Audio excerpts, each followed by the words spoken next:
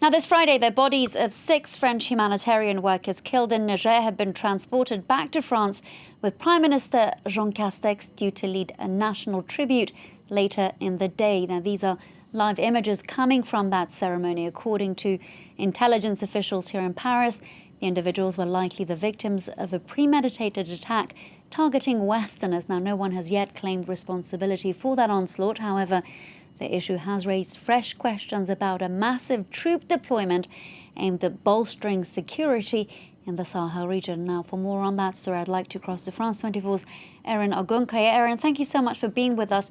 What can we expect from that ceremony this Friday? Hi, Sanam. Like you said, exactly, it's being presided over, if you will, by the Prime Minister Jean Castex and not by President Emmanuel Macron.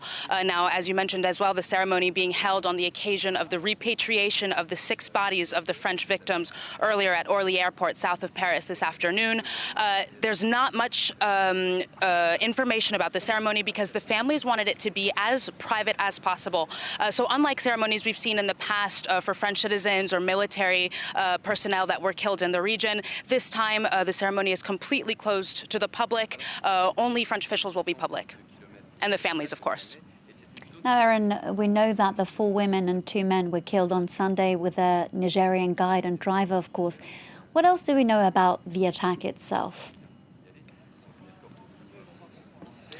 So we know that the attack itself took place at a reserve for the last place that houses wild populations of West African giraffes.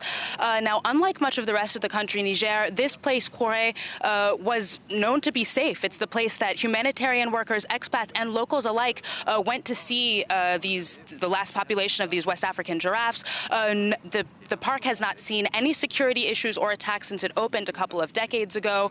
So a place that is supposed to be safe. And then, of course, we know that the victims were all professional humanitarian workers that had taken all of the precautions necessary, respected the security protocol in place 72 hours in advance before visiting the park. So we know that there were no abuses, if you will, on the part of the victims. That said, about the attack itself, we know that there were likely 4 attackers. The attack, as you mentioned earlier, was premeditated. 4 attackers on motorcycle. As for now, 11 French investigators have gone to Niger earlier this week to accompany the Nigerian investigators in the probe.